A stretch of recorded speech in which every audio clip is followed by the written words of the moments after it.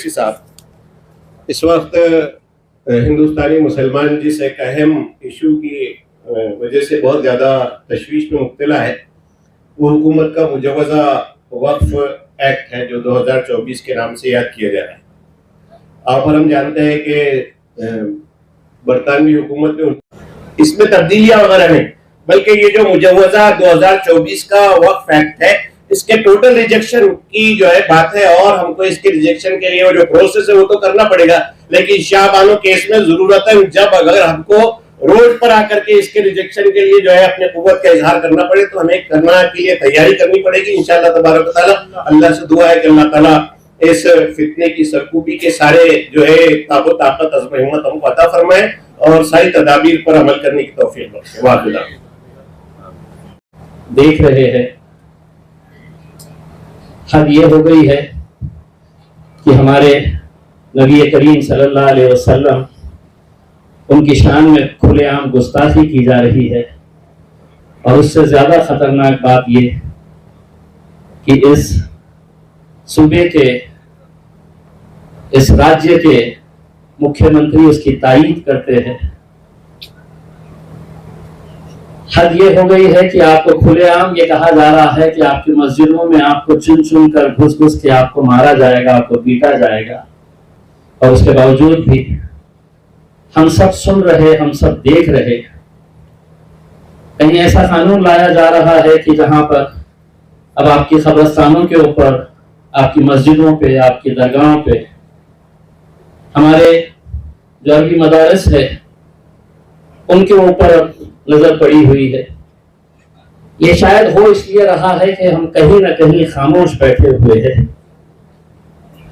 हम तो ये सोच रहे थे कि हमारे नबी करीम सल्लल्लाहु अलैहि वसल्लम की जब शान में गुस्ताखी हुई तो पूरा मुसलमान सड़कों पर निकल आएगा। अपने सियासी जो भी इख्तिलाफ हो गए, हम किस मसलक से ताल्लुक रखते हैं ये कोई मायने नहीं रखता है। जब आपको ये खुलेआम कहा जा रहा है कि आपके मस्जिदों में आपको चुन चुन कर मारा जाएगा, तो उस मस्जिद के अंदर कौन किस पॉलिटिकल पार्टी से ताल्लुक रखता है, किस मसलक से ताल्लुक रखता है, या आपसे बायोडाटा लेकर आपको पीटा जाएगा, ऐसा नहीं है। हम खामोश है, इसीलिए इनकी हिम्मतें बढ़ती जा रही है। सरकार हर बार एक नया कानून लेकर आती है, निशाने के ऊपर सिर्फ मुसलमान। अब तो ये हो गई है कि हमारी बच्चियों ने हिजाब पहनना या नहीं पहनना चाहिए, इसके ऊपर भी न जाने कितने महीनों तक इसके ऊपर बहस चलती रही है। आज एक ऐसा वक्त आया है कि इस मुल्क के पूरे मुसलमानों को एक ताकत बनकर खड़े रहने की जरूरत है। अपने जाती इख्तिलाफ, अपने सियासी इख्तिलाफ को भूलकर हमें जो लड़ाई सड़क के ऊपर लड़ी है, वो लड़ाई सड़क की, एक लड़ाई पार्लियामेंट के अंदर की। लेकिन बड़े दुख के साथ, बड़े अफसोस के साथ कहना पड़ता है कि जब वहां पर पार्लियामेंट के अंदर बोलने का मौका आता है तो आपने देखे है ये जब वक्फ का बिल आया तो जिन लोगों को आपने वहां पर भेजा था अपने वोट की ताकत के बुनियाद के ऊपर, तो वो बाहर निकल कर आ गए। तायीद करना तो बहुत दूर की बात है, दो शर्त मुखालिफत के अंदर खड़े होकर कहे भी नहीं और खामोशी से वहां से लोकसभा के अंदर से खिसक लिए। ऐसे वक्त के अंदर सारे हिंदुस्तान के मुसलमानों की नजर अगर किसी एक शख्स के ऊपर होती है, अगर सबसे ज्यादा उम्मीदें अगर किसी से होती है, तो मुझे फख्र है ये बताते हुए कि वो मेरे कायद बैरिस्टर असदुद्दीन अवैसी साहब। कितनी तकलीफ हुई होगी उस सरकार को कि जब उन्हें मजबूरन असदुद्दीन अवैसी साहब को जॉइंट पार्लियामेंट्री कमेटी का मेंबर बनाना पड़ा, क्योंकि उन्हें मालूम है कि अगर वक्त के ताल्लुक से अगर सबसे ज्यादा सही तरीके से कोई मुद्दे रख सकते हैं तो बैरिस्टर असदुद्दीन अवैसी साहब रख सकते हैं। आज पूरे देश भर में आज असद साहब अलग अलग जगहों के ऊपर जाकर लोगों के अंदर एक बेदारी पैदा करने की कोशिश कर रहे हैं। इंशाल्लाह ये यहाँ पर इतना बड़ा मजमा, यहाँ पर कितने सारे लोग बाहर खड़े हुए हैं, नीचे हमने स्क्रीन लगाया हुआ है, वहां पर स्क्रीन के सामने भी बहुत सारी कुर्सियां लगाई गई हैं, वो भी पूरा भरा हुआ है। ये इस बात की गवाही दे रहा है, आप लोगों की तरफ से हुकूमत को एक पैगाम दिया जा रहा है कि बस अब बहुत हो चुका है। जिस भाषा में उन्हें समझाना है उस भाषा में हमें समझाने की जरूरत का वक्त आ चुका है। और हम आप लोगों की रहनुमाई चाहेंगे, आप लोगों का साथ चाहेंगे। जब ये कॉन्फ्रेंस लेने का हमने तय किए तो हमने सबसे पहले इस बात के ऊपर हमने चर्चा की कि इसमें बुलाया किसे जाए। तो हमने तमाम उलमाए किराम को, तमाम मस्जिद के इमामों को, तमाम दीनी हजरात को यहाँ पर इसलिए बुलाया है कि आपके पीछे हजारों लोग होते हैं, हजारों लोग आपकी बात सुनते हैं। तो यकीनन जो बात आप यहाँ से सुनकर जाएंगे वो दूसरों तक पहुंचाएंगे। वरना लोगों के अंदर तो ऐसी एक फितरत तैयार हो चुकी है कि मुझे क्या करना है, मुझे क्या लेना देना है, कोई भी कुछ भी बोले, कोई भी कुछ भी करे, इसमें मेरे से क्या मतलब है करके। कहीं ना कहीं हमें अपने आप के अंदर भी कुछ बदलाव लाने की जरूरत है।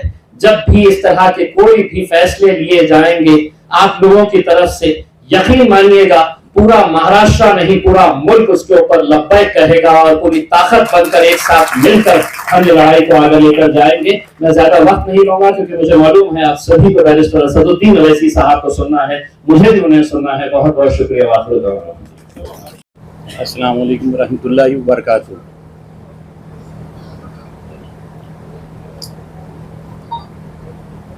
जी, हम लोग आज यहाँ पर हम लोग जो आज यहाँ जमा हुए हैं, जो वक्फ अमेंडमेंट बिल जो नया आया हुआ है, प्रपोज अमेंडमेंट, जिसको कहा जाता है वक्फ अमेंडमेंट बिल 2024। मैं इस बिल के ताल्लुक से सबसे पहले तो मैं ये उसको कुछ कैटेगरी में इसको आपको समझाने की कोशिश करूंगा, क्योंकि मैं सेक्शन वाइज आपको समझाने की कोशिश करूंगा तो वो थोड़ा सा समझने में थोड़ी तकलीफ जाएगी। तो बेटर है कि मैं आपको 3 या 4 उसको सेक्शन में आपको मैं बताने की कोशिश करूंगा। पहला जो है तो वक्फ बॉन्ड, वक्फ प्रॉपर्टी, और सेकंड जो रहेगा वो गवर्नमेंट एजेंसी जो है, कलेक्टर, स्टेट गवर्नमेंट, थर्ड है ट्राइब्यूनल। तो इस तरीके से मैं आपको समझाने की कोशिश करूंगा कि ये प्रपोज अमेंडमेंट क्या है। सबसे पहले मैं आपको बताने की कोशिश करूंगा आज प्रेजेंट एक्ट में जो प्रोविजन है वक्फ और वक्फ प्रॉपर्टी के ताल्लुक से कौन सी प्रोविजन है, और फिर उसके बाद में बताने की कोशिश करूंगा तो प्रपोज अमेंडमेंट आया हुआ है, जो बिल में आया हुआ है, वो क्या चेंजेस आए हुए। तो सबसे पहले मैं आपको बताने की कोशिश करूंगा कि वक्फ और वक्फ प्रॉपर्टी क्या है। तो उससे पहले कि मैं बताऊं आपको, मैं एक बात कहना चाहूंगा, वो मेरी बात नहीं है,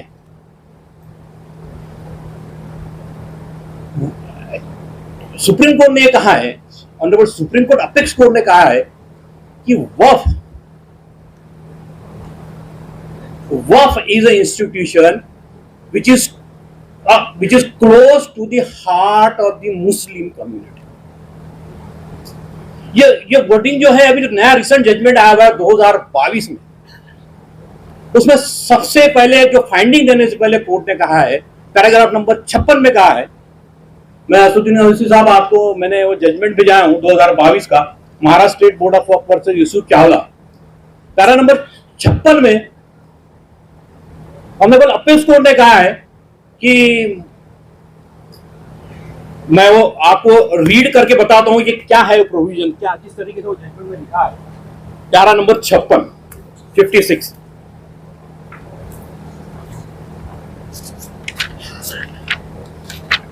जी, ऑनरेबल सुप्रीम कोर्ट ने बहुत ही अच्छे अंदाज में उसको डिफाइन किया है कि वक्फ के ताल्लुक से मुस्लिम का क्या रोल है, किस तरीके से है। तो सबसे पहले 56 में स्टार्ट किया ऑनरेबल सुप्रीम कोर्ट ने, before we deal with the various contention, it is for us to have brief overview the legislation affecting the institution of a waqf in the country. Waqf is an institution which is a close to the heart of the Muslim community. यानी जो मुस्लिम ये वक्फ है, ये institution है, इदारा है, और वो इदारा मुसलमानों के दिल के बहुत करीब है। यह सुप्रीम कोर्ट ने कहा है, और ये काफी लैंडमार्क जजमेंट है पूरे महाराष्ट्र का। मैं थोड़ा आपको ब्रीफ दे दूं कि ये जजमेंट कैसा आया, क्या आया। ये पूरे महाराष्ट्र के जितने भी सर्वे हुए थे 2005 और 2006 में,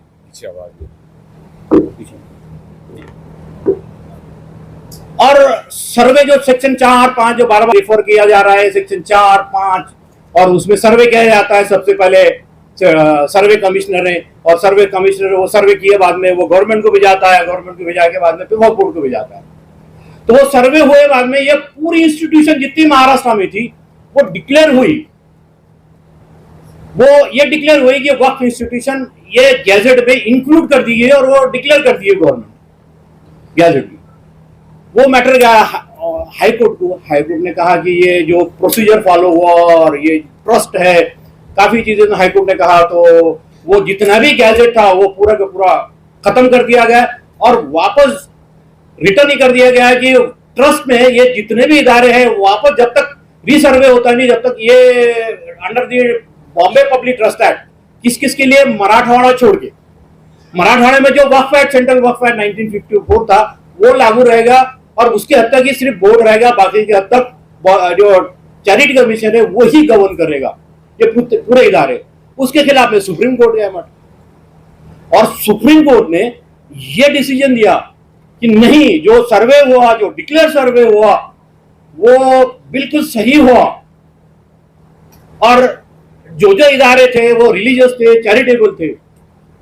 तो सुप्रीम कोर्ट ने यह कहा कि जो वक्फ बोर्ड ने जो जो नोटिफिकेशन और जो जो डिक्लेयर हुई प्रॉपर्टी वो बिल्कुल वक्फ है, और कुछ लिमिटेड छोड़ा है ऑनरेबल सुप्रीम कोर्ट ने, और कहा कि आप जो बचे हुए जो रिट पिटीशन फाइल के जिन्होंने ऑब्जेक्शन लिए थे वो लोग वक्फ बोर्ड जाए और अपनी जो भी कंटेंशन है कि ट्रस्ट है या नहीं है वो वहां जाकर बताए, और उसके बाद में वक्फ बोर्ड डिसीजन। तो ये उसका गिस्ट है पूरा के पूरा हुआ सुप्रीम कोर्ट ने जो डिसीजन दिया। तो और सुप्रीम कोर्ट ने काफी, और स्टार्ट ही से किया पूरा, और कोर्ट ने हेल्ड किया ऑनरेबल अपेज कोर्ट ने कि ये वक्फ इंस्टीट्यूशन है, वक्फ प्रॉपर्टी है। तो इसीलिए मैं ये सब चीजें आपके सामने रखा हूं कि सुप्रीम कोर्ट ने काफी डिटेल जजमेंट दिया हुआ है इसके ताल्लुक से। अब ऑलरेडी सर्वे हो चुका है, मैं इसलिए आपको सामने बता रहा हूं, ऑलरेडी सर्वे हो चुका है, वक्फ प्रॉपर्टी डिक्लेयर हो चुकी है, वक्फ डिक्लेयर हो चुके हैं ये नए एक्ट के हिसाब से 1955 के हिसाब से। अब ये जजमेंट के हिसाब तो अब मैं आपको बताने की कोशिश करूंगा कि अब जो नए जो आज की जो प्रेजेंट पोजीशन है वक्फ प्रॉपर्टी के ताल्लुक से और वक्फ बोर्ड के ताल्लुक से क्या क्या प्रोविजन है वो बताने की मैं आपको कोशिश करूंगा। तो सबसे पहले सेक्शन 3R में दिया हुआ है कि वक्फ प्रॉपर्टी का मतलब क्या होता है। किसी ने ये कब्रिस्तान, मस्जिद और खानगाहें और दीगर जो भी रिलीजियस पार्ट जिसका पर्पस और ऑब्जेक्ट रिलीजियस है, चैरिटेबल है, recognised by the Muslim law है, तो ऐसे इदारे वो वक्फ के डेफिनेशन में आते हैं। और सेकंड वन ये दिया कि जो मशरूता खिदमत लैंड है, जो जमीनात इदारे को दिए हुए है इनामदार को सनद के हिसाब से, मुंतखब के हिसाब से, वो भी वक्फ के डेफिनेशन में आते हैं। तीसरा ये दिया आज जो प्रेजेंट डेफिनेशन है, सेकंड ये दिया वक्फ अल औलाद दिया, और थर्ड वन ये दी वक्फ बाय यूजर। जो सबसे ज्यादा अभी जो इसको बोलना चाहिए चर्चा में है जो बात, वो है वक्फ बाय यूजर। जो वक्फ बाय यूजर के मैं बताऊंगा कि ये आज के जो प्रेजेंट जो अमेंडमेंट में है वो डिलीट कर दिया हुआ, इसलिए मैं आज जो वक्फ की डेफिनेशन है उसमें ये सब चीजें आज वक्फ के डेफिनेशन में ये सब चीजें आज है प्रेजेंट हुई। और अब जो नया अमेंडमेंट आया आप देखिए डेफिनेशन में,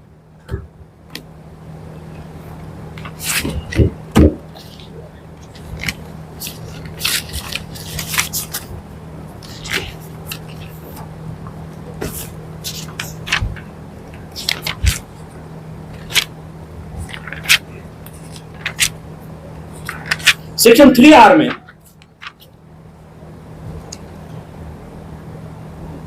RI में जो वक्फ बाय यूजर है उसको डिलीट कर दिया। और वक्फ अल औलाद में एक 4th नंबर का कॉलम है सेक्शन 3R में, वक्फ अल औलाद। अब मैं पहले थोड़ा सा आपको बता दूं कि वक्फ अल औलाद क्या होता है और थोड़ा सा आपको बता दूं सब चीजें।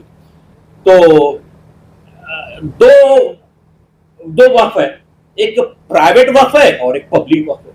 अब पब्लिक वक्फ जितने भी है वो खानकाएं, मस्जिद, दरगाहें जितने भी है जो पब्लिक पर्पस के लिए पूरे वो होते हैं पब्लिक वक्फ है। और जो प्राइवेट वक्फ है वो है वक्फ अल-औलाद।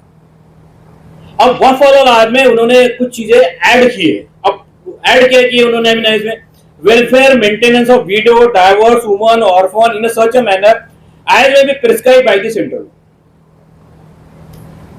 अब इसमें सिर्फ उन्होंने जो ऐड किया वक्फ अल-औलाद में, और जो मेन डेफिनेशन है जिसमें इंटायर जो वक्फ जो पूरा बेस है वक्फ बाय यूजर।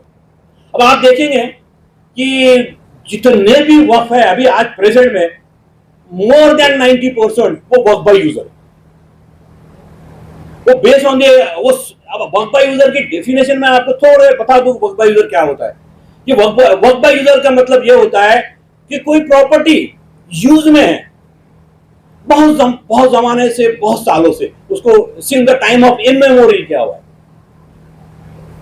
और वो ऐसा नहीं कि बस जस्ट अभी 10 साल, 5 साल, 20 साल पैसे, ऐसा नहीं है। वो मोर देन 50 और 100 हमारा जहन भी काम नहीं कर सकता। उसको सुप्रीम कोर्ट ने डिफाइन किया हुआ कि वो जहन हमारा काम नहीं करता है। उसे कितने सालों से वो प्रॉपर्टी यूज में, ऐसी प्रॉपर्टी वक्फ बाय यूजर का है।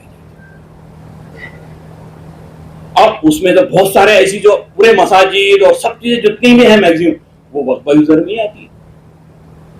डीड तो बहुत ही कम, मोर 10% या 15% डीड मिलेगी आपको बहुत से बहुत।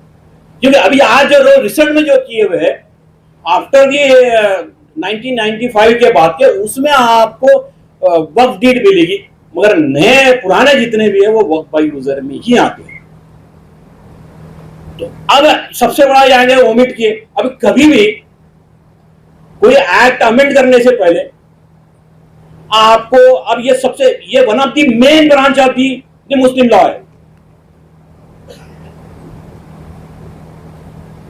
कि वक्फ बाय यूजर। अब वक्फ बाय यूजर को डिलीट करने के से अब जो कोई भी कानून बनता है, प्रिंसिपल ऑफ लेजिस्लेशन ये कहता है कि आपने कोई भी सेक्शन डिलीट किया हुआ है उसके जगह आपको उससे बेहतर सेक्शन लाना पड़ेगा। अब इसमें आप देखिए यहां डिलीट किए, मगर इसके अलावा इसके इसमें उन्होंने दूसरा कोई सेक्शन नहीं ला। क्यों डिलीट किया उसका भी कोई रीजन ही नहीं। जब कोई भी प्रोविजन ऐसी है कि जो आपको ये करना पड़ता है, इंप्रूवमेंट करना पड़ता है, एक्ट कभी भी अमेंड हो सकता है कि कोई इंप्रूवमेंट चाहिए। अब यहां पर कोई इंप्रूवमेंट नहीं है, या वक्फ बाय यूजर क्यों डिलीट किया, क्या गया, इसको इंप्रूवमेंट नहीं बोल सकते। इसको सिर्फ इतना ही कहा सकता है क्या रीजन था, वो भी उन्होंने बिल में नहीं बताया कि क्यों डिलीट किया।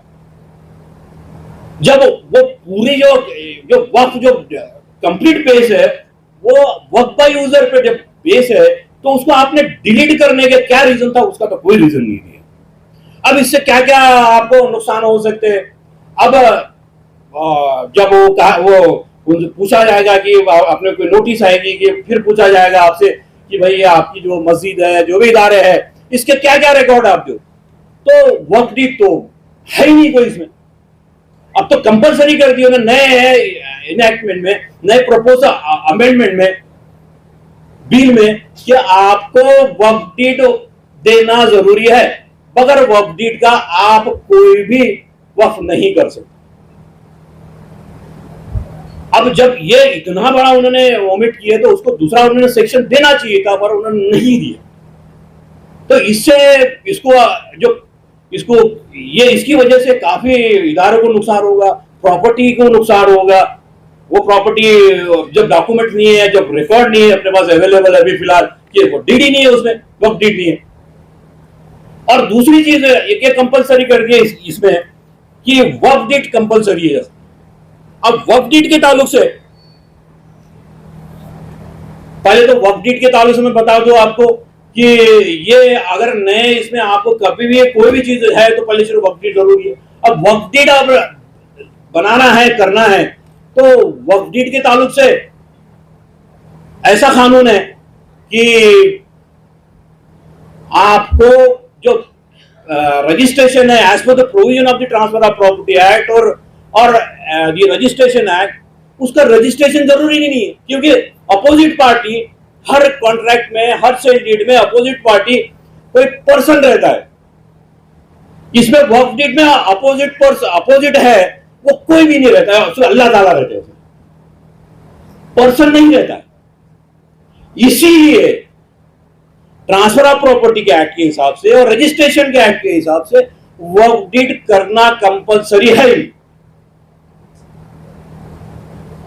अब नया जो प्रोविजन उन्होंने लाया कि आपको अब यहां से वक्फ डीड करना जरूरी है। और थोड़ी देर के लिए मैं आपसे मैं एक बात आपसे बताना चाहूंगा इसमें कि अगर कोई ट्रस्ट या कोई वक्फ कोई प्रॉपर्टी परचेज करता है, अब प्रॉपर्टी परचेज किया उसने, तो पॉसिबल ही नहीं है वो वक्फ डीड करे, वो तो आपको उसकी सेल डीड करना पड़ेगी। अब कल फिर रजिस्ट्रेशन को जाए वहां पर और उनको वहां जाके बताया कि ये तो सेल डीड है, वो तो रजिस्ट्रेशन करे ही नहीं। यानी ये कितना बड़ा लैक्यूना है उसमें। वो तो मांगेंगे कि आपको के वक्फ डीड चाहिए।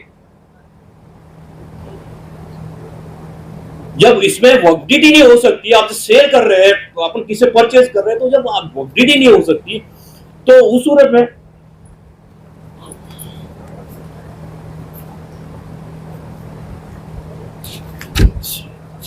फिर उसके बाद में मेरा ये कहना है कि अब वक्फ बोर्ड की जो पोजीशन होगी प्रॉपर्टी के ताल्लुक से, जो पोजीशन जो हो गई है, वो तो एक पोस्ट ऑफिस की जैसी होगी है। बस कोई भी प्रॉपर्टी रजिस्ट्रेशन करना है तो सिर्फ वक्फ बोर्ड में आपको एप्लीकेशन देना पड़ेगी और वो एप्लीकेशन फिर जाएगी कलेक्टर के पास और कलेक्टर ही सब डिसाइड करेगा उसका एप्लीकेशन फॉर रजिस्ट्रेशन,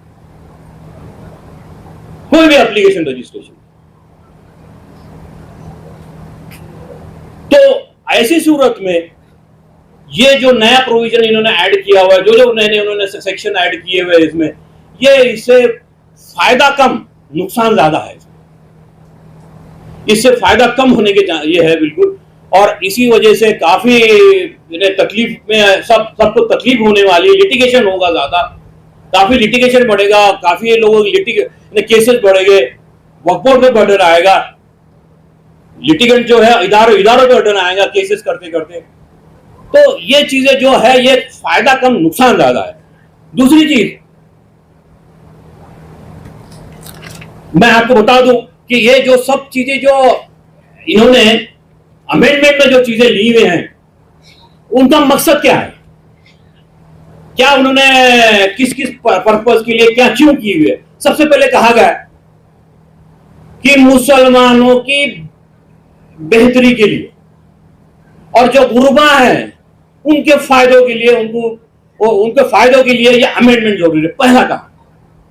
दूसरा कहा कि मिसमैनेजमेंट है पूरा वक्त में। तीसरा कहा कि जो डिसीजन जो जुडिशियल जो फंक्शनिंग कर रहे कोर्ट है वो जिस तरीके से करना चाहिए वैसे नहीं कर रहे, इसीलिए ये अमेंडमेंट जरूरी है।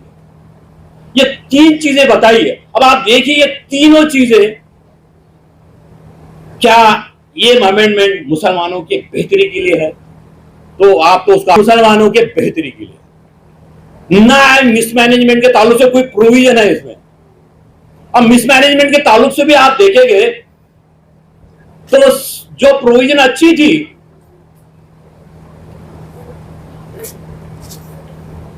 जो प्रोविजन अच्छी थी वो प्रोविजन को डिलीट कर दिया गया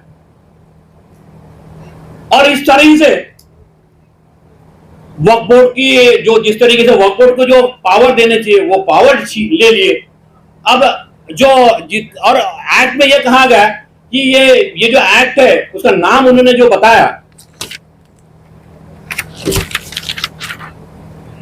unified Waqf management and empowerment. अब वक्फ यूनिफाइड वक्फ मैनेजमेंट क्यों बताया, क्योंकि उन्होंने पहले दो वक्फ शिया और सुन्नी थे, अब उन्होंने चार कर दिए।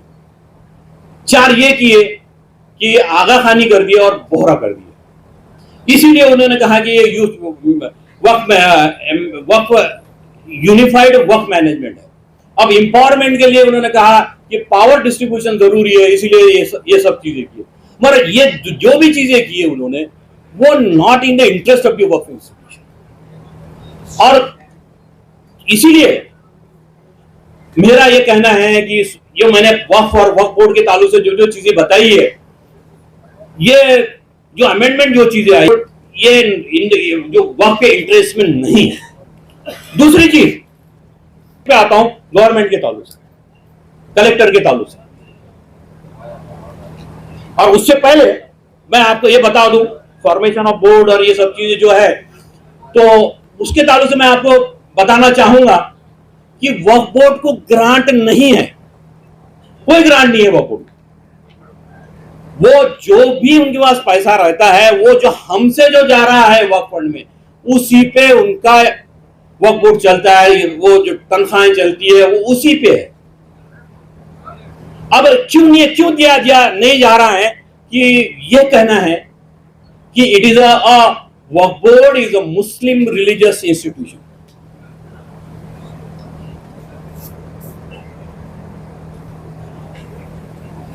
मुझे कहा गया कि टाइम शॉर्ट है, इस वास्ते मैं थोड़ा शॉर्ट करके आपको बताने की कोशिश करूंगा।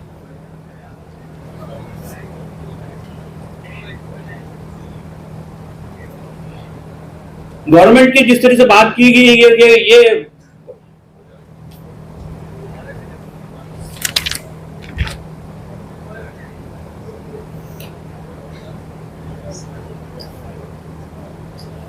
जो प्रोविजन जो दी हुई है 3C एंड 3D, उसके ताल्लुक से मैं आपको शॉर्ट में बता दूं उसमें कि 3C में अब गवर्नमेंट ये कर सकती है, आपको हर एप्लीकेशन कोई भी एक इंक्वायरी करके आपको पूछेगी कि आपका जो इदारा है उसका पूरा डॉक्यूमेंट हमको सबमिट करिए, वो गवर्नमेंट प्रॉपर्टी है या नहीं है। सिर्फ उनको एनी क्वेश्चन आए, सिर्फ उनको सवाल किसी ने कर दिया, किसी ने डिनाई कर दिया, तो उस सूरत में वो जो प्रॉपर्टी है, जो भी गवर्नमेंट प्रॉपर्टी उन्होंने कहा कि प्रपोज, हमारा ऐसा कहना है कि जो रजिस्टर में है वो गवर्नमेंट प्रॉपर्टी है, तो वो आपको कॉल कर सकती है और कॉल करके आपको पूछ सकती है।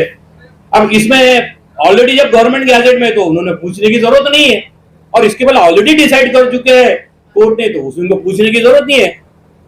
तो ये सेक्शन 3C और 3B जो भी रजिस्ट्रेशन के ताल्लुक से है, वो जो पर्पज है जिसलिए बनाया गया वक्त, उसके अगेंस्ट में है। बाकी चीज थर्ड इस पे आता हूं मैं डायरेक्ट कि वक्फ ट्राइब्यूनल के ऊपर, जुडिशियरी के ऊपर जो पहले प्रोविजन थी, वो ये प्रोविजन थी कि डिस्ट्रिक्ट जज जो होता था वो प्रिसाइडिंग ऑफिसर होता, चेयरमैन होता था, और दूसरा जो होता मेंबर होते थे, वो मेंबर एक डिप्टी सेक्रेटरी रैंक का होता था, और थर्ड वन होता था वो था जॉइंट, थर्ड वन जो होता था तो वो इस्लामिक स्कॉलर हुआ करता था। अब नए अमेंडमेंट में उसमें तरमीम की गई, अमेंडमेंट किया गया है, डिस्ट्रिक्ट जज की जो रैंक जो दी हुई है, वो अब रिटायर्ड डिस्ट्रिक्ट जज भी आ सकता है वहां पर, उसकी एज 65 हुई तो वो भी ट्राइब्यूनल में आ सकता है। आज वैसा नहीं है, आज जो डिस्ट्रिक्ट जज आता है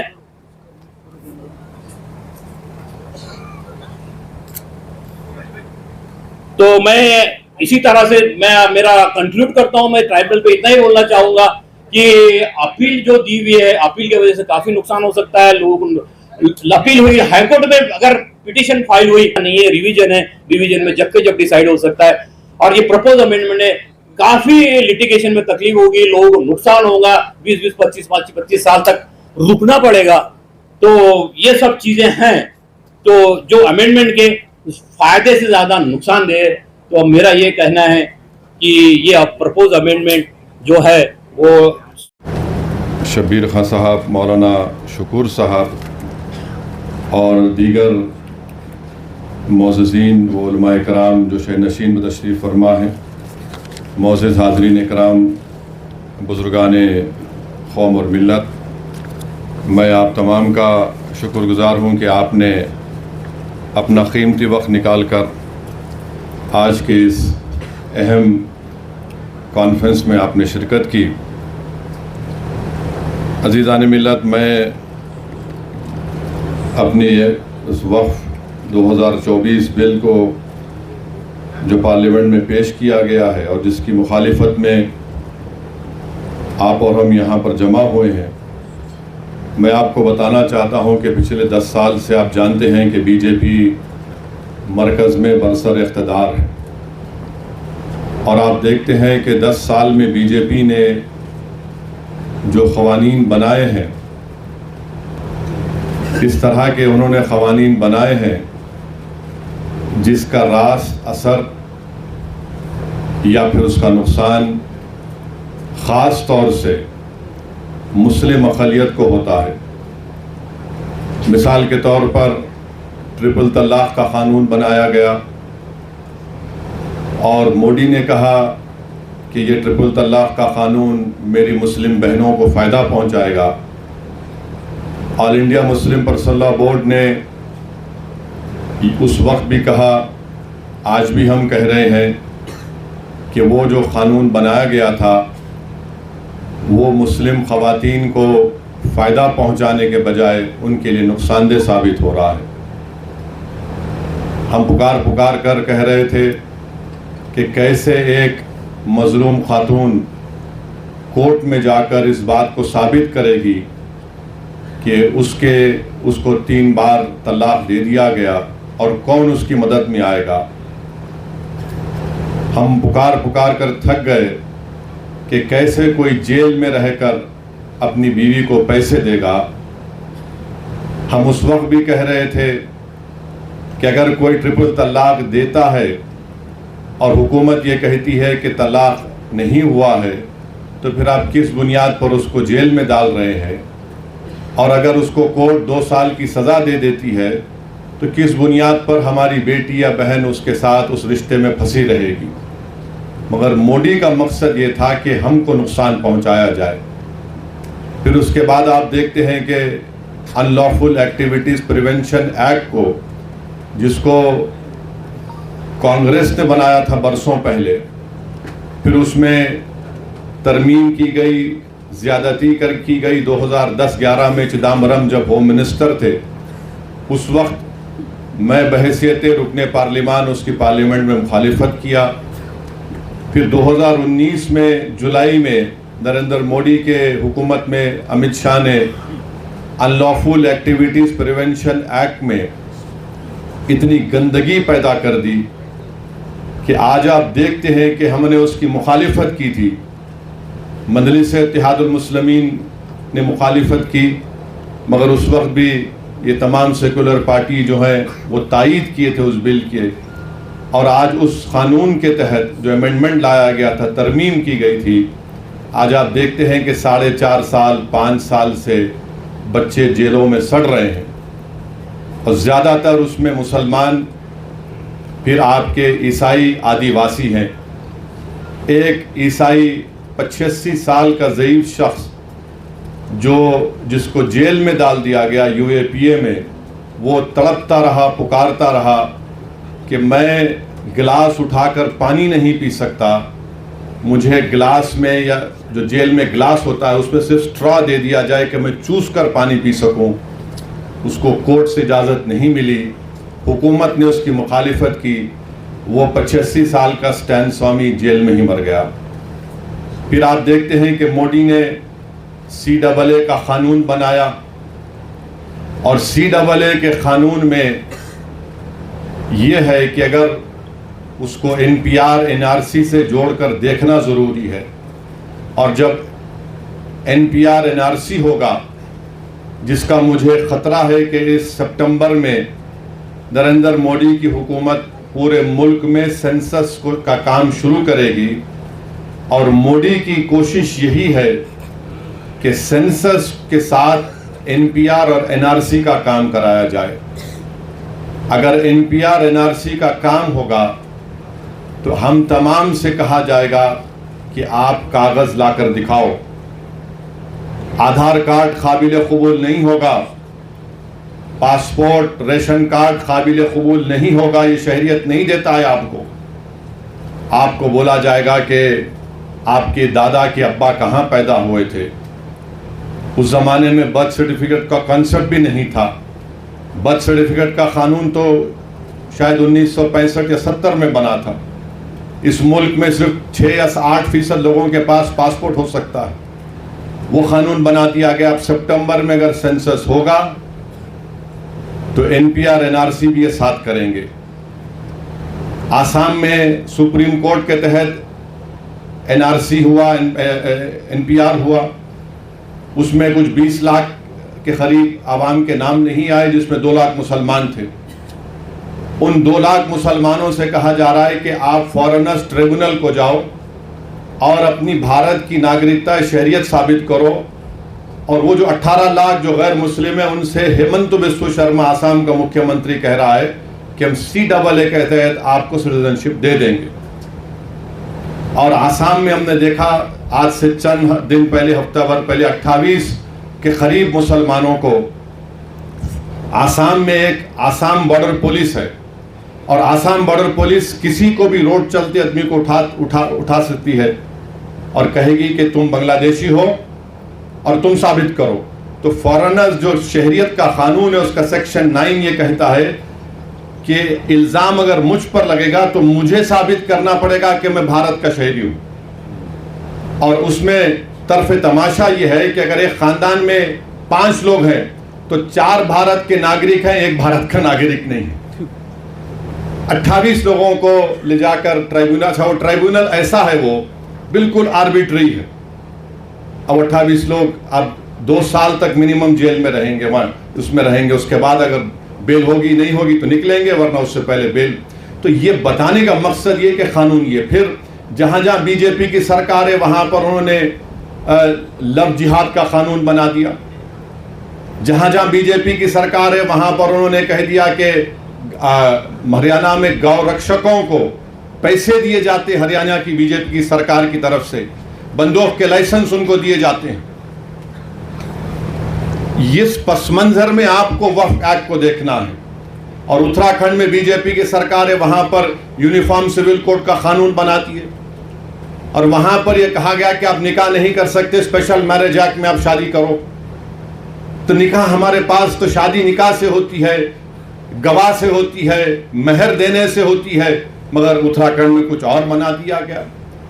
तो इस पस मंजर में हमको ये देखना है कि बीजेपी इस मुल्क को एक हिंदू राष्ट्र बनाना चाहती है। बीजेपी सिर्फ मुसलमानों को ही निशाना बना रही। आज आप देखिए कि आज से चंद दिन पहले हाजी अशरफ अली मुनियार साहब को ट्रेन में जा रहे थे, उनको पूछा गया कि तुम्हारे पास डब्बे में क्या है, तो उन्होंने कहा भैंस का गोश्त। एक 70-75 साल के बूढ़े को ट्रेन में मारा और पीटा गया, और उसके बाद उनको कहा गया कि आप कंप्लेन नहीं करना वरना तुम्हारी जान ले ली जाएगी। इम्तियाज जलील साहब ने मुझे नंबर दिया, मैं हाजी अशरफ अली मुनियार से फोन पर बात किया, उनके बेटे से बात किया। मैं शुक्रगुजार हूँ इम्तियाज साहब का कि उन्होंने यहाँ से जनाब खिजर पटेल एडवोकेट को भिजाया, जो गए मुंबई को थाने गए, वहाँ पर नॉन बेलेबल सेक्शन लगवाए, उनकी बेल को कैंसिल करवाया।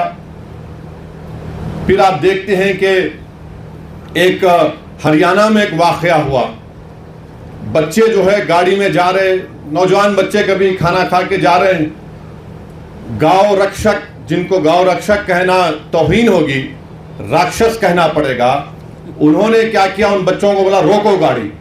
तो उस गाड़ी में बैठे हुए बच्चों ने समझा कि वे हमारे कोई दोस्त हैं जिससे हमने चंद दिन पहले लड़ाई लड़ी, कहीं वो हमको रोक कर ना मारेंगे, गाड़ी भगाया उन्होंने। 30 किलोमीटर तक इन गांव राक्षसों ने उस गाड़ी का ताक़ुब किया और फायरिंग की, और फायरिंग करने में एक बच्चा की जान चली गई।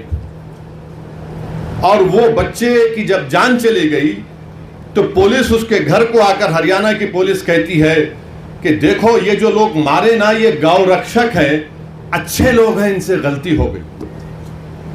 मैं उम्मीद करता हूं कि इंशाअल्लाह ताला जिन पुलिस वालों ने कहा कि उनकी औलाद भी ऐसी मरे, और कोई आकर उनसे कहे कि मारने वाला बहुत अच्छा था, तुम्हारी औलाद मर गई। अच्छा, फिर मारने के बाद ये जालिम लोग क्या कहते हैं, हमसे बहुत बड़ी गलती हुई कि हमने अपने ब्राह्मण समाज के बच्चों को गोली मार दी। अब आप बताइए, इंसान इंसान होता है, बाद में ब्राह्मण होगा, मुसलमान होगा, नहीं होगा, कुछ भी होगा, ये कहा उन्होंने इंटरव्यू में मीडिया को, हमसे बहुत बड़ी गलती हो गई। और वो गाय रक्षकों को लाइसेंस कौन दे रही है? बीजेपी की हुकूमत। फिर अमरोहा में एक स्कूल का वीडियो है, एक 8 साल का बच्चा है, अपनी माँ के साथ स्कूल गया और उसकी माँ के साथ जो लोग हैं वीडियो रिकॉर्ड कर रहे हैं। प्रिंसिपल कहता कि तुम्हारे बच्चे को स्कूल से निकाल दिया। अम्मा बोलती क्यों निकाले? बोले ये अपने टिफिन में गोश्त लाता है और धर्म परिवर्तन कर रहा है। कोई 8 साल का बच्चा धर्म परिवर्तन कर सकता है? और प्रिंसिपल ये कहता है कि यह बच्चा बड़े होकर मंदिरों को तोड़ेगा, बम बनाएगा। अच्छा, अब तक उस प्रिंसिपल के खिलाफ कोई एफआईआर दर्ज नहीं हुआ, कोई एफआईआर दर्ज नहीं हुआ उसके खिलाफ। अब मुझे कल मालूम हुआ हमारे अमरोहा के मंजलिस के यूनिट से, शमीम साहब से, कि इंक्वायरी ये कहा गया कि नहीं ये तो झगड़ा था फीस का। अबे फीस का झगड़ा है तो तुझे क्या, तेरी क्या जरूरत कि तू मेरे बेटे को कहे कि तू बड़ा होकर जिहादी बनेगा? तेरी क्या जरूरत तू ये कहे कि गोश्त लाकर धर्म परिवर्तन 8 साल का बच्चा करेगा? 8 साल का बच्चा कोई कर सकता है धर्म परिवर्तन? बताइए आप। ये नफरत पैदा कर दी गई है मुसलमानों की तरफ से और इसका जिम्मेदार नरेंद्र मोदी है। इन्होंने एक सब तमाम किया। हां, ये 2014 से पहले भी था, मगर जिस ऊंचाई पर लेकर गए इसका क्रेडिट नरेंद्र मोदी को और उनकी हुकूमत को जाता है। मेरे अजीज दोस्तों और बुजुर्गों, इस पस मंजर में आपको देखना है कि 2024 का बिल लाया गया है। ये वक्फ की जायदाद गवर्नमेंट की प्रॉपर्टी नहीं है, गवर्नमेंट ने हमको नहीं दिया, ये मुसलमानों ने वक्फ किया अल्लाह के नाम पर। अब नरेंद्र मोदी को तकलीफ क्या है? अब तो माइनॉरिटी का जो वजारत अखिलती बहबूद में मौलाना आजाद फेलोशिप थी, जिसमें 800-900 करोड़ मिलते थे, अखिलियतों के बच्चे जिसमें मुसलमान, ईसाई, सिख भी शामिल है, वो पीएचडी करते थे। नरेंद्र मोदी ने उसको भी खत्म कर दिया। अब ये कह रहे हैं कि जो जायदाद हमारे बुजुर्गों ने, हमारे आबो अजदाद ने अल्लाह के नाम पे वक्फ की, हम आपसे छीन लेंगे, हम आपसे छीन लेंगे। गवर्नमेंट ने नहीं दिया हमको, ना कांग्रेस की सरकार ने, ना जनता की सरकार ने, ना यूनाइटेड फ्रंट की सरकार ने, ना एनडीए की सरकार ने, ना यूपीए की सरकार ने, नेहरू से लेकर मोदी तक किसी वजीर आजम ने हमको वक्फ की जायदाद नहीं दी। हमारी प्रॉपर्टी है, मुसलमानों की प्रॉपर्टी है, अल्लाह के नाम पर जो वक्फ कर दी गई, इसका मालिक अल्लाह है। कि यहां पर आप देखते हैं कि महाराष्ट्र में यहां पर शिंदे की हुकूमत है, जिसमें अजीत पवार भी है, बीजेपी भी है। जो शिंदे के एमपी पार्लियामेंट में खड़े होकर बोले ये कानून बनना चाहिए। अरे तुम जरा तारीख को पढ़ लेते हैं महाराष्ट्र की। छत्रपति शिवाजी ने अपने जमाने में हजरत पीर बाबा याकूब सरवरी को रत्नागिरी में 652 एकड़ जमीन छत्रपति शिवाजी ने दी थी।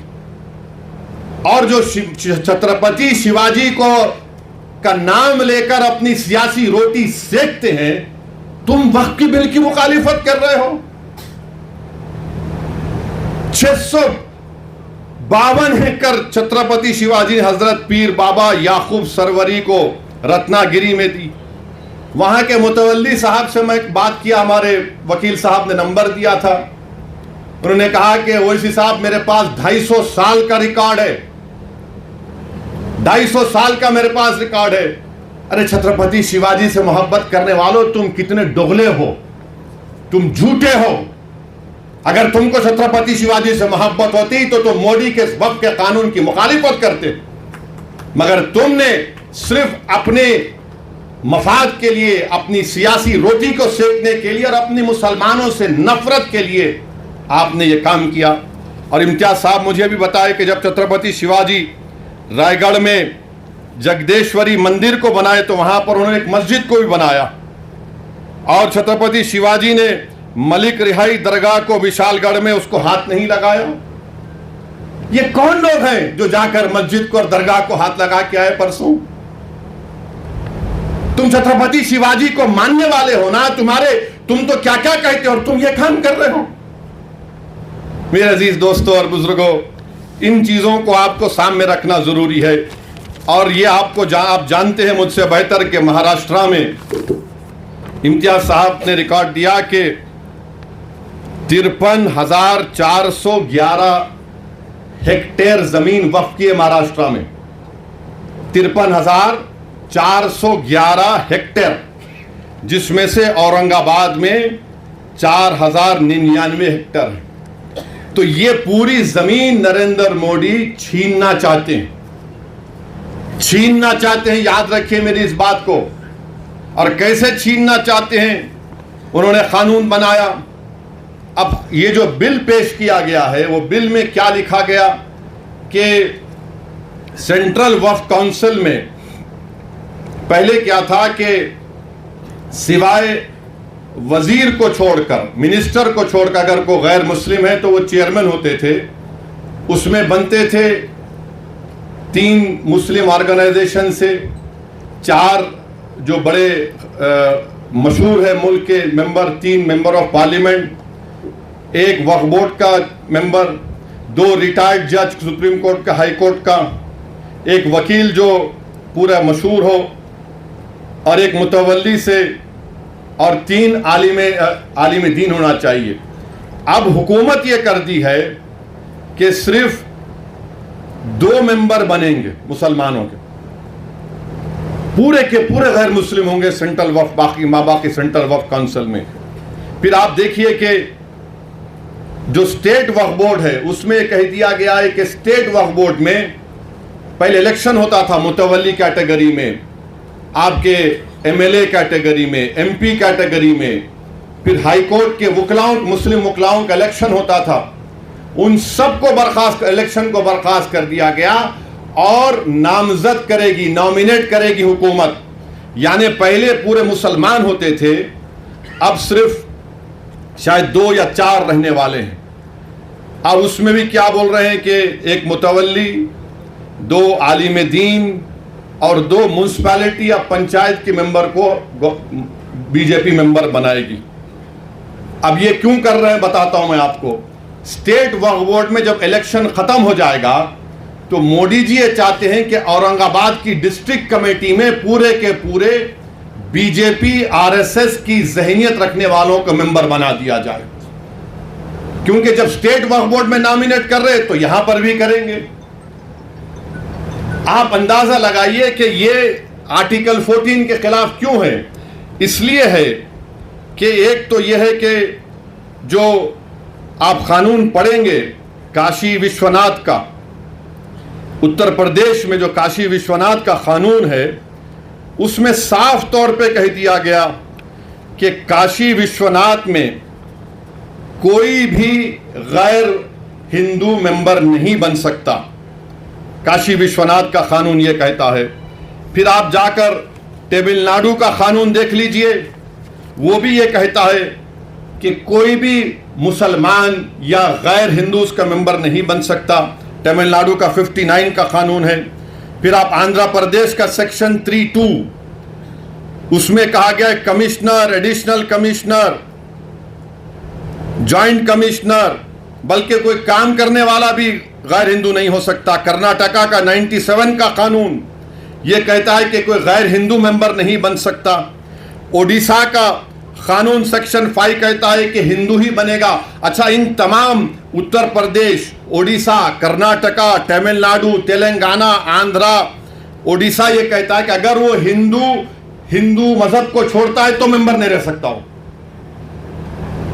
अब यहां पर हमारे वक्फ बोर्ड में आप आकर कह रहे हैं कि गैर मुस्लिम भी सेंट्रल वक्फ बोर्ड में बन सकता है। फिर एक झारखंड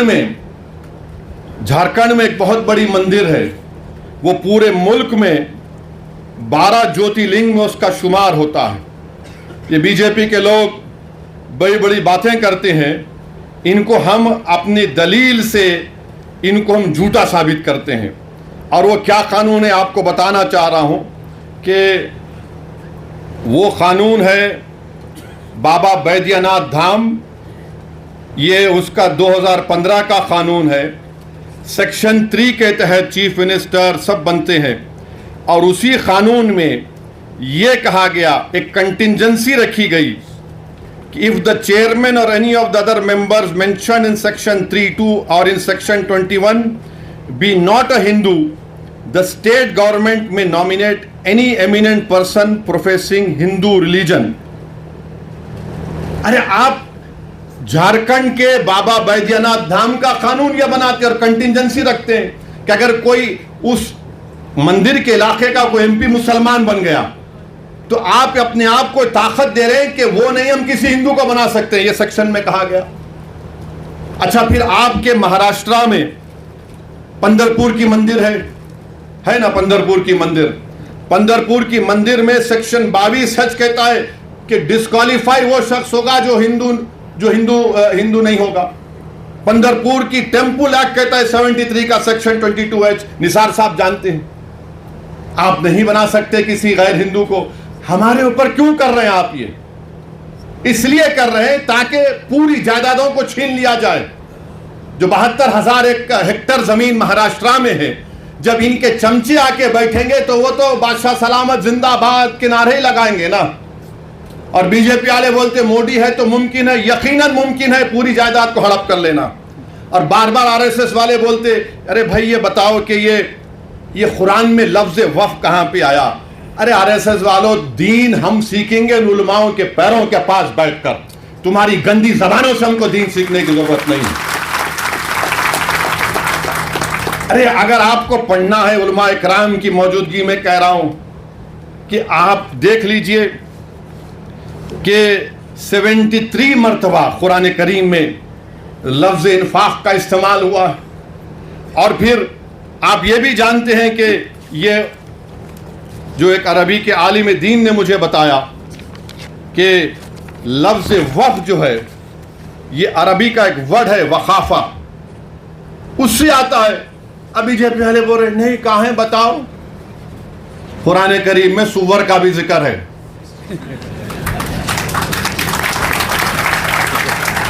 मेरे अजीज दोस्तों और बुजुर्गों, फिर अभी आपने सुना कि इसके बाद ये लोग क्या करना चाहते हैं। वक्फ बाय यूजर, सबसे पहले यहाँ पर हमारे बोरी समाज के भी जिम्मेदार हैं, मैं उनको शुक्रगुजार हूँ। हमारे शिया लोग भी हैं, अहले सुन्नत के भी हैं, देवबंदी भी हैं, बरेलवी भी हैं, जमात इस्लामी के भी। अगर हमारे पास हम ओरली ज़बानी तौर पर बोल सकते हैं कि भाई ये मैं जायदाद को वक्फ कर रहा हूं, हम ज़बानी तौर पर यह बोल सकते हैं कि मैं अपनी ज़िंदगी में इस शख्स को अपना मुतवल्ली, नायब मुतवल्ली बना रहा हूं। और हमारे कानून में section 123 of transfer of property act में उसको कबूल किया जाता है, हिबा को। मोदी जी कह रहे हैं कि ओरल तरीके से अगर आप बोलेंगे वक्फ कर रहा हूं, कबूल, काबिल कबूल नहीं है। आप कौन हो कि हमारी शरीयत में मदाखलत करने वाले? 123 ट्रांसफर ऑफ प्रॉपर्टी एक्ट में हमको इजाजत है कि हम अपनी प्रॉपर्टी को दे सकें। और फिर ये कहते हैं कि वक्फ और औलाद आप नहीं कर सकते अगर आप किसी एक लड़कियों के हक को मार रहे हैं, जिसके घर में कोई औरत नहीं है, उसको कोई राइट नहीं देता कि दूसरों के ऊपर उंगली उठाए। आप अंदाजा लगाइए कि कानून ये कहता है कि मैं अपनी औलाद को गिफ्ट कर सकता हूं, चाहे हिंदू हो या मुसलमान हो। कानून यह भी कहता है कि एक हिंदू हमारा भाई अपने विल के जरिए, अगर उसको 2 औलाद है तो एक औलाद को पूरी दौलत दे सकता है। मुसलमान 1/3 से बढ़ के नहीं दे सकता है ना। अगर उसको 2 बच्चे हैं तो एक को 1/3 दे सकता, पूरी नहीं दे सकता। इन वहां के हमारे को सिखाए इंसाफ कि मुस्लिम खवातीन के बच्चों का हक नहीं मारना, गिफ्ट दे सकते, विल पावर आपके पास है। अच्छा, फिर आप ये भी देख लिए, अगर कोई हमारे हिंदू भाई बहन में अगर मर्द और शौहर है, दोनों काम करने वाले हैं, अगर शौहर मर गया तो शौहर के मरने के बाद उसकी जायदाद बीवी को नहीं मिलती, उसके मां बाप को मिलती। अगर वो उसकी बीवी मर गई तो बीवी की जायदाद उसके शौहर के मां बाप को मिलती। अब उस पर बात करो मोदी जी। आप हमसे कह रहे हैं हमारे पास अगर कोई ऐसा मरते हैं तो हमारे पास तरीका है किसको कितना मिलता है। ये कर रहे हैं। मतलब क्या है कि हमारे शरीयत को हमसे छीन लिया जाए।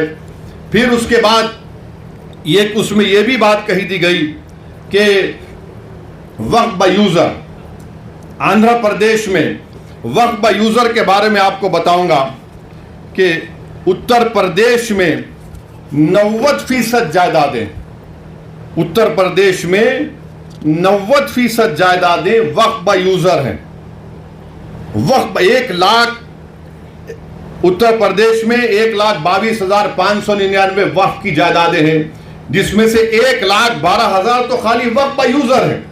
और वक्फ यूज़र का मतलब क्या है कि कोई किसी मस्जिद में उसका कब्जा है, 100 साल से है और वहां पर नमाज हो रही है, दरगाह है, खानका है, उर्स हो रहा है।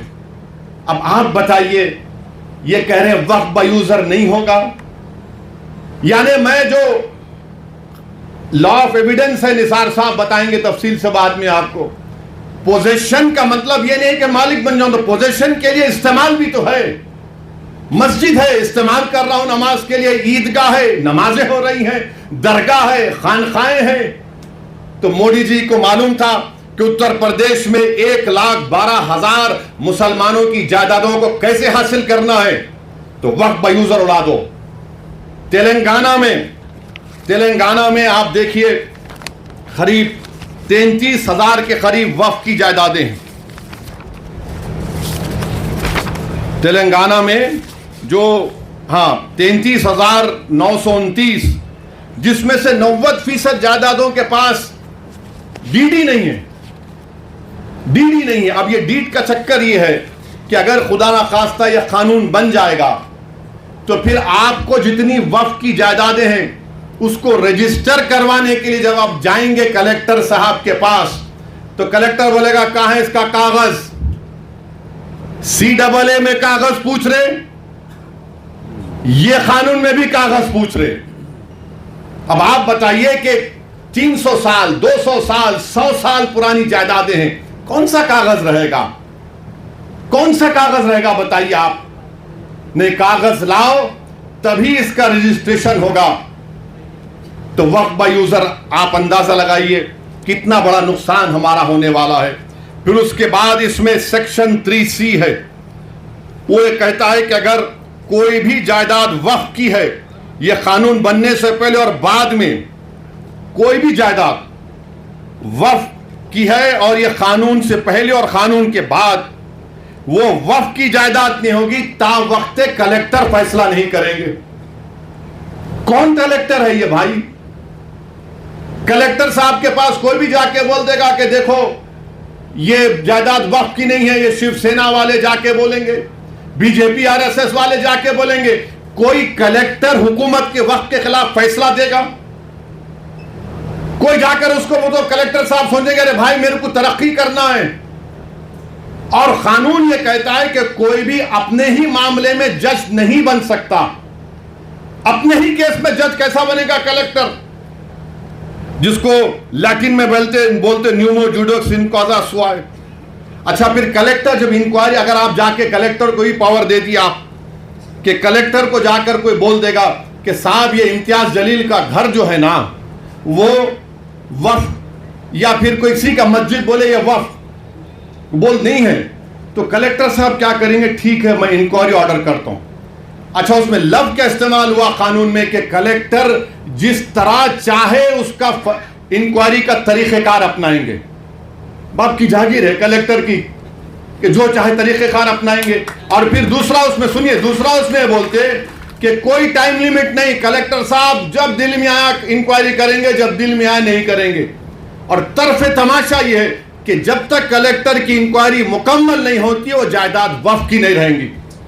यानी मेरी मस्जिद है और मस्जिद को कलेक्टर बोलेगा मैं इंक्वायरी कर रहा हूं, तुम्हारे खिलाफ कंप्लेंट आई तो नमाज नहीं पढ़ना, तुम्हारी दरगाह है तुम फातिहा नहीं करना, तुम्हारा मदरसा है तुम नहीं तालीम दिलाना, मैं इंक्वायरी कर रहा हूं। अब इंक्वायरी सुबह क़यामत तक चलेगी, आप तो महरूम हो गए। यह कानून में लिखा गया है, याद रखिए। सेक्शन 3C आपको कह रहा हूं। अब ये सेक्शन 3 का मतलब क्या है कि दिल्ली में 316 जायदादों पर गवर्नमेंट का कब्जा, राजस्थान में 60, कर्नाटका में 40, मध्य प्रदेश में 50, यूपी में 60, उड़ीसा में 55। और सच्चर कमेटी में कहा गया कि दिल्ली के जो 123 जायदादें जो हुकूमत नहीं दी मुसलमानों को, 2007 में सच्चर कमेटी में कहा गया कि उसकी कीमत 7,000 करोड़ थी।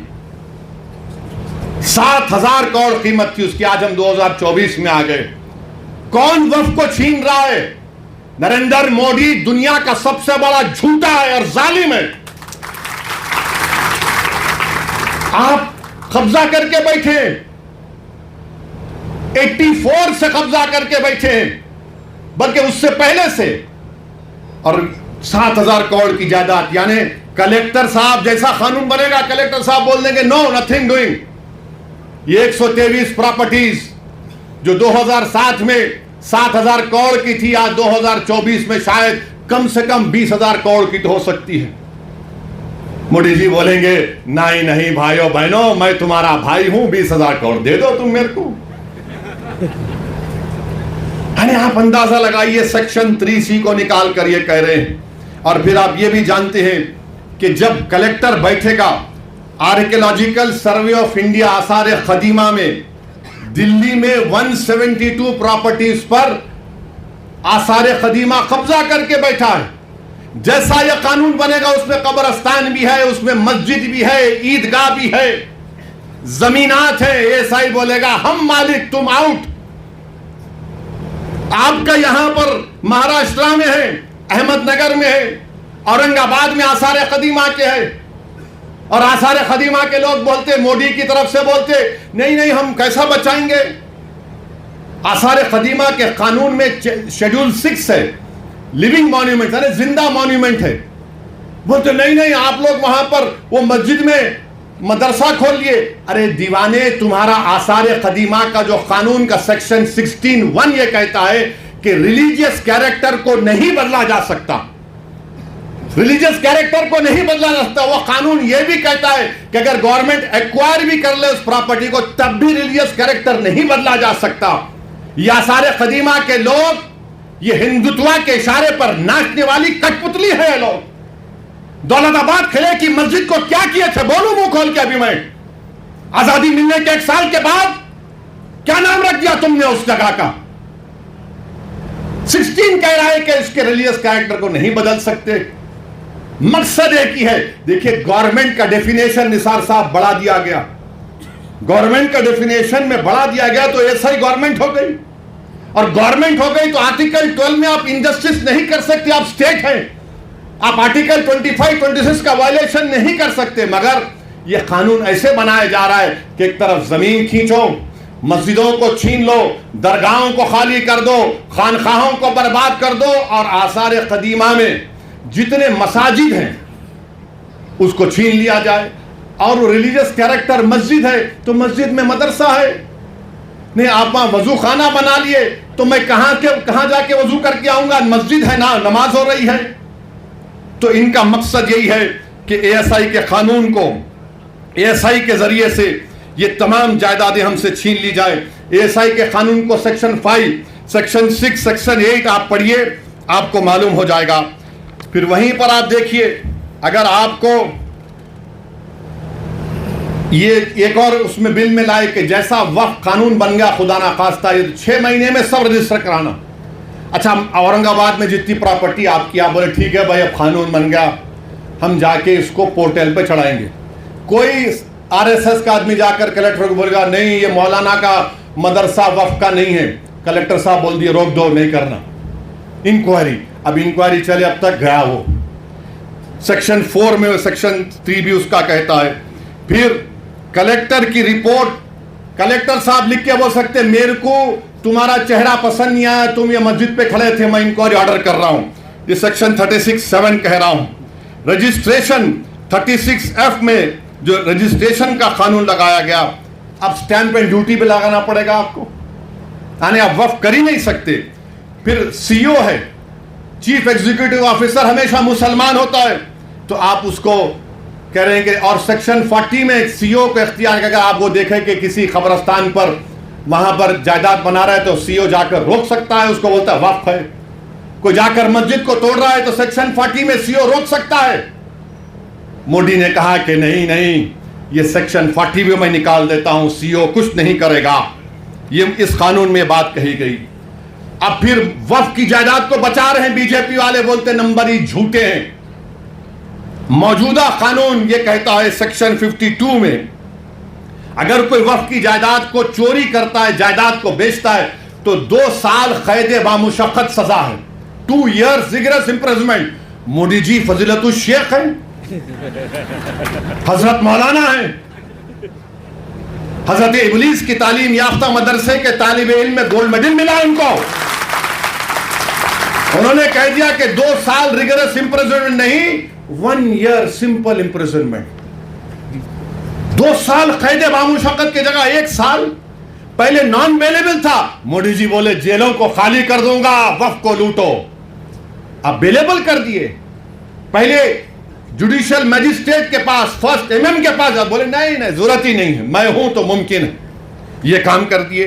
फिर उसके बाद आप देखते हैं कि लिमिटेशन का कानून, लिमिटेशन का कानून क्या है कि अगर आप किसी की जमीन पर 12 साल एडवर्स 12 साल आप काबिज हैं तो आप ओनर बन जाते। वक्फ के कानून में नहीं है, आप 11 साल रहो, 100 साल रहो, 200 साल रहो। इसीलिए रत्नागिरी में वो जो मुतवल्ली जिसको छत्रपति शिवाजी ने जायदाद दी थी, वो 250 साल से बगैर के कागजात है। अब अगर लिमिटेशन निकल जाएगा तो वो 250 एकड़ पर, बल्कि 652 एकड़ पर जो लोग काबिज है वो सब मालिक बन जाएंगे। मोदी जानते हैं कि पंजाब में कई ऐसी जायदादें हैं जो खाली पड़ी हुई है। तो मोदी जी बोले, एक मीटिंग में मोदी बोले मैं ड्रोन भिजा के मालूम कर लेता हूं, जाके देखो गूगल पे आप। तो शायद नरेंद्र मोदी ने ड्रोन भेजा होगा पंजाब को और रत्नागिरी को, देखा कि अरे हाँ यहां पर फायदा है। मेरे भाई, लिमिटेशन का जो मामला है, हिंदू एंडोमेंट बोर्ड में लिमिटेशन का सेम कानून है। अगर कोई हिंदू मंदिर की जायदाद पर 50 साल से भी काबिज है तो काबिज है, वो मालिक नहीं बनता। मोदी कह रहे हैं तू काबिज है, मैं तुझे मालिक बनाऊंगा। ये इस कानून में लाया गया है। और फिर उसके बाद आप देखते हैं कि ऐसी ट्राइब्यूनल का मामला है। ट्राइब्यूनल जो है, वक्फ का एक ट्राइब्यूनल होता है। अगर कोई हिंदू भाई ये कहे, मिसाल के तौर पर समझा रहा हूं कि अगर औरंगाबाद में एक जायदाद को वक्फ कर दिया गया तो कैसे वक्फ होती है? गवर्नमेंट का एक सर्वे कमिश्नर होता है, गवर्नमेंट का, महाराष्ट्र सरकार का। वो सर्वे कमिश्नर जाकर देखता है कि भाई ये वाकई में जो वाकिफ है उसकी जायदाद है नहीं। वो जब मुतमईन हो जाता, सर्वे कमिश्नर महाराष्ट्र की सरकार को लेटर लिखता है कि इसका मालिक फला शख्स है, इसको वक्फ किया जा सकता है। महाराष्ट्र की सरकार गजीट इशू करती है और उस गजीट का मुखालिफत मुसलमान 1 साल तक कर सकता है और गैर मुस्लिम कभी भी कर सकता है। अब उसके बाद वो ट्राइब्यूनल को गया। ट्राइब्यूनल में जैसा कि निसार साहब ने बताया कि यहां का डिस्ट्रिक्ट सीनियर जज ट्राइब्यूनल का जज होता है, एक शख्स जिसको इल्म मालूम, उनका तखर्रुर, और एक गवर्नमेंट की तरफ से। अब मोदी जी बोले कि नहीं नहीं नहीं, ये ट्राइब्यूनल का फैसला फाइनल कैसे होगा? फाइनल नहीं हो सकता है। और मोदी जी ने क्या किया? रिटायर्ड डिस्ट्रिक्ट जज और एक रिटायर्ड गवर्नमेंट एम्प्लॉय वो तय करेगा। मेरे भाई, जब आप रेलवेज का ट्राइब्यूनल है, RCT, NGT, एयरपोर्ट का AAAT, national waters dispute tribunal NBWDT, national consumer dispute redressal commission, income tax appellate tribunal, national company law tribunal, appellate tribunal for electricity, intellectual property appellate board, CIT, competition appellate tribunal, arm forces date recovery tribunal, securities appellate tribunal, telecom dispute settlement appellate tribunal. ये सब final है, ये सब final है, मगर हमारा tribunal क्यों नहीं फाइनल होगा? और RSS वाले झूठे हैं, BJP वाले झूठे हैं, शिंदे वाले झूठे हैं, कह रहे हैं कि नहीं ये फाइनल कैसे होगा, अपील नहीं होगी। अरे दीवाने, रिवीजन पिटीशन डाला जाता है। ये तमाम 15 ट्राइब्यूनल का डिसीजन फाइनल है। इसके खिलाफ हाई कोर्ट में जब जाते हैं तो रिवीजन जाता है। लाखों करोड़ों केसेस कोर्ट में पेंडिंग है, ट्राइब्यूनल से जल्द फैसला होता है। मगर मोदी जी बोले नहीं, ट्राइब्यूनल फाइनल नहीं होगा, रिवीजन नहीं, अपील, माने फिर अपील सुनना हाई कोर्ट। अच्छा, उसमें हैरत अंगेज बात देखिए, अब ट्राइब्यूनल में केस चलता है। मोदी जी ने कही दिया कि अगर महाराष्ट्र की सरकार यह कानून बनने के बाद ट्राइब्यूनल नहीं बनाती है तो उन्हें डायरेक्ट हाईकोर्ट चले जाना। अगर ट्राइब्यूनल बनाती है, नहीं बनाती है, तो मोदी महाराष्ट्र की सरकार बोलेगा हिंदू एंडोमेंट ट्राइब्यूनल के पास चले जाओ या किसी और ट्राइब्यूनल के पास चले जाओ। अगर दो लोग हैं, एक बैठ गए तो उन्हें सुन ले सकते हैं। अभी निसार साहब बता रहे थे दोनों में झगड़ा हो गया तो क्या होगा, उसका भी कोई प्रोविजन नहीं। यानी अगर आप देखेंगे तो हर तरीके से, हर जाविये से आप देख रहे हैं कि जायदाद को मुसलमानों से छीन लिया जाए। अच्छा, जितने मुतवल्ली हैं सेक्शन 61 में, अगर कलेक्टर मुतवल्ली साहब को लगे मुतवल्ली ये दरगाह और मस्जिद को बोल दो तुम्हारी नहीं है, लिख कर दो जल्दी। अब मुतवल्ली साहब अगर दरगाह और मस्जिद को लिख कर नहीं दिए कि मस्जिद और दरगाह नहीं है, तो कलेक्टर उनको 6 महीने की सजा दे सकता है और 20,000 जुर्माना उन पर लगा सकता है। अब आप बताइए वक्फ कहां बच रहा है इसमें? अरे बीजेपी, आरएसएस, शिंदे वालों, ये जायदाद गवर्नमेंट की नहीं है, हमारे पुरखों की है, हमारे आबोजदाद की है, ये प्राइवेट प्रॉपर्टी है। तुम कैसा इसमें मुदाखलत कर सकते हो? मकसद एक ही है कि मुसलमानों से वक्फ को छीन लिया जाए। और मुझे आखिर में सिर्फ इतना कहना है कि मुझे मौलाना खालिद सैफुल्लाह रहमानी साहब दामन बरकातहू के अल्फाज याद आ रहे हैं। उन्होंने कहा है कि वक्फ की जायदाद एक इबादत है, एक इबादत है। वो हमको हमारी इबादत से महरूम कर दे रहे आप। दरगाह सलीम चिश्ती है, बाज ऐसे रंग बिरंगी कपड़े पहनकर मोदी के पैर छूने वालों, तुम्हारे बाप दादा की खबरों को जब छीन लिया जाएगा तुमको अंदाजा होगा। तुम जब चमचागिरी कर रहे हो नरेंद्र मोदी की जाकर, बड़े बड़े आस्थानों के तुम वाबस्ता हो। अरे याद रखो, बड़े बड़े आस्थानों से वाबस्ता होने की बुनियाद पर तुम बड़े नहीं होते। अल्लाह का खौफ और उसके हबीब से मोहब्बत तुमको बड़ा बनाती।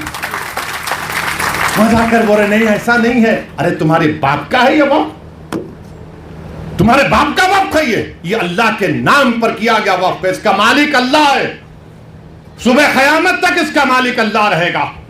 मगर ये लोग जाकर चापलूसी कर रहे हैं, चमचागिरी कर रहे हैं। तो मेरे अजीज दोस्तों और बुजुर्गों, ये चीजों को देखकर मेरी आपसे अदबन गुजारिश है कि आप लोग all India Muslim personal law board ने जो फैसला लिया है कि आप इस कानून के खिलाफ आप लोग QR कोड के जरिए या अपने लेटर के जरिए या ईमेल के जरिए आप जॉइंट वर्किंग कमेटी को भिजाइए, अपना प्रोटेस्ट लॉन्च करिए।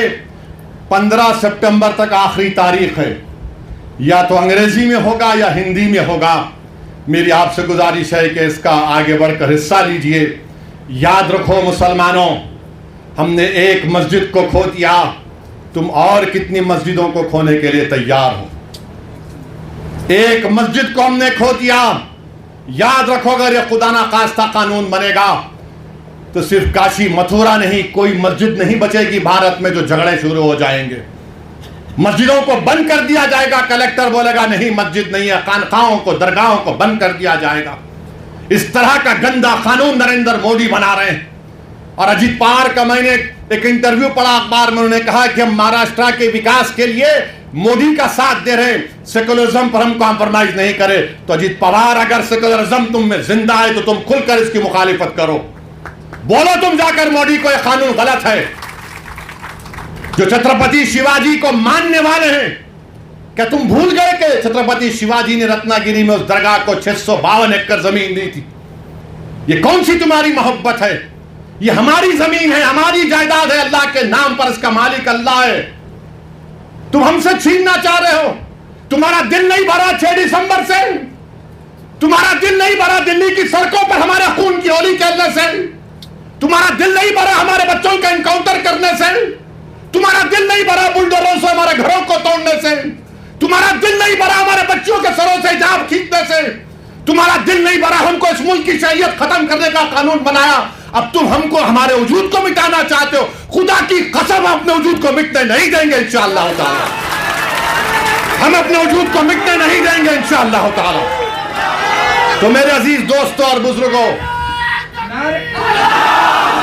मेरे अजीज दोस्तों और बुजुर्गों, मेरी आप सदबन गुजारिश है कि महाराष्ट्र के असेंबली इंतखाबात आने वाले हैं।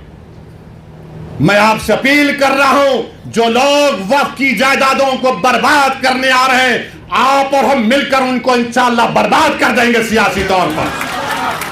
मेरी आपसे अपील है कि मैं यकीनन कह रहा हूं कि इस महाराष्ट्र की विधानसभा में आपको इम्तियाज जलील को और मजलिस के नुमाइंदों को भिजाना जरूरी है। तुम्हारी आवाज हो, अगर तुम्हारी आवाज नहीं होगी तो कौन आवाज उठाएगा? तुम नहीं देखते पार्लियामेंट में क्या हो रहा है? तुम नहीं देख रहे पार्लियामेंट में कौन पुकार रहा है दीवानों की तरह? क्या तुमको नजर नहीं आ रहा कि किसके कलेजे में, सीने में, किसकी आंख में आंसू है जो तौप तौप कर देख रहा है कि मेरे बर्बादी का कानून मेरे आंखों के सामने बनाया जा रहा है? कौन होगा तुम्हारी आवाज को? छोड़ो इन चीजों को। कभी अपनों को भी तो अपनाओ, कभी अपनों को तो समझो। जो तुम्हारे लिए दिनों रात मेहनत कर रहे हैं उनकी आवाज बनाकर भिजाओ। यकीनन हराना है इंशाअल्लाह ताला, इन लोगों को हराएंगे इंशाअल्लाह ताला। मगर हराने का मतलब यही नहीं है कि तुम अपनी आवाज का गला घोट दो। तुम अपनी आवाज का गला घोट कर कैसे दूसरों के सर पर ताज रख सकते हो, मुझे बताओ। यह तो नहीं हो सकता मेरे भाई। तो मेरी आपसे गुजारिश है कि इस बात पर भी आप गौर करिए। हम लड़ रहे हैं और लड़ते रहेंगे इंशाअल्लाह ताला। और अगर मोदी ये कानून बनाते हैं तो जैसा कि पर्सनल लॉ बोर्ड ने फैसला लिया कि अगर एहतजाज होगा मोदी जी तो आप हमारे वजूद को मिटाना चाह रहे हैं, बेहतर यह है कि मैं रोड पर आकर अपने आप को खत्म कर लूं, मगर अपने घर में बैठकर अपनी जायदादों को छीनना नहीं देख सकता जो अल्लाह उसका मालिक है। मैं घर में बैठकर नहीं दे सकता कि जिसका मालिक अल्लाह है उसको जायदाद को छीन लिया जाए। यह हुकूमत की जिम्मेदारी होगी। आपको अगर कानून बनाना है तो रोजगार दो, कानून बनाना है तो महिलाओं को बचाओ। अरे कैसा हमारा मुल्क हो चुका है कि उज्जैन में बीच सड़क पर, फुटपाथ पर एक जालिम शैतान एक खातून की अस्मत रेजी कर रहा है। यह कैसा हमारा देश हो गया है? यह गांधी का मुल्क, यह आजाद का मुल्क, अंबेडकर का मुल्क, कि वो उसका वीडियो निकाल रहा है अस्मत रेजी का। यह कैसा हमारा वतन हो गया है जब हमने अंग्रेजों से खंदा मिलाकर जलियांवाला बाग में अपनी जानों को दे दिया। हमने काला पानी की सजाएं हमारे हिंदू भाइयों के साथ काटी। आज एक अशरफ मुनियार को ट्रेन के डब्बे में पीटा जाता है तो कोई उफ नहीं बोलने तैयार। बचाना तो छोड़ो, कोई उफ बोलने के लिए तैयार नहीं है। याद रखो, जब आप अपनी लड़ाई नहीं लड़ेंगे कोई तुम्हारी लड़ाई नहीं लड़ेगा। तुम्हारी लड़ाई तुमको लड़ना पड़ेगा। तुम 70 साल से सोच सोच कर धोखा खा चुके हो कि कोई और हमारी लड़ाई लड़ेगा। नहीं मेरे भाई, तारीख मगर नाम लिखा जाना है तो यह वक्त है अपनी लड़ाई लड़ने का। यही वक्त है अपने वोट से अपने नुमाइंदों को औरंगाबाद से भिजाने का। तो मेरी आप तमाम से गुजारिश है कि आप पर्सनल लॉ बोर्ड ने जो आपके सामने बात कही है, आप ज्वाइंट वर्किंग कमेटी को अपने एतराजात, अपना प्रोटेस्ट ईमेल और पोस्ट के जरिए भिजाइए। 15 सितंबर आखिरी तारीख है और अल्लाह से कसरत से दुआ करिए कि परवरदिगार तू हमको जिंदा रख कर ये नज़ारे मत दिखा कि हमारी जमीनें जिसका तू मालिक हमसे छीन ली जाए। अल्लाह से हम गिड़गिड़ा कर सरबसूद होए, अल्लाह से गिड़गिड़ा कर भीख मांगे, इत्तेहाद पैदा करिए। ये कानून ना देवबंदियों के मफाद में है, ना बरेलियों के मफाद में है, ना अहले हदीस के मफाद में है, ना बोरी समाज के मफाद में है, ना अथना शरी शिया के मफाद में है, ना आगा खानी शियाओं के हक में है, किसी के हक में नहीं है। ये सिर्फ और सिर्फ मोदी जायदादों को छीनने के लिए कानून बना रहे हैं। अल्लाह इन जायदादों की हिफाजत करे, अल्लाह हमको इतनी इत्तेहाद पैदा करे कि मुत्तहदा तौर पर इस कानून को रोके और अल्लाह सुब्हानहू व तआला इन ऐसे हुकूमतों को, ऐसे पार्टियों को अल्लाह सियासी तौर पर इंतखाबात में इनको शिकस्त दे, बदतरीन शिकस्त दे। वाखिर दावा अल्हम्दुलिल्लाहि रब्बिल आलमीन।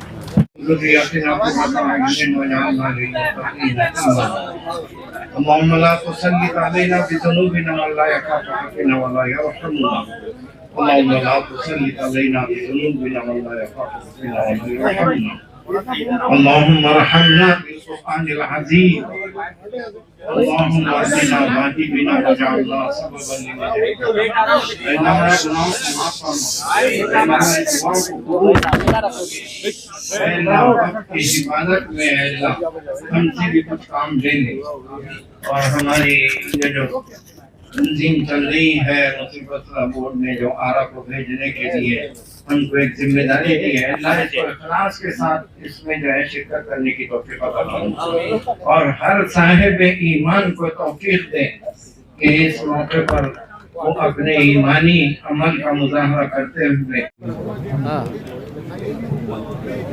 जज़ाकल्लाह खैरन कसीरा।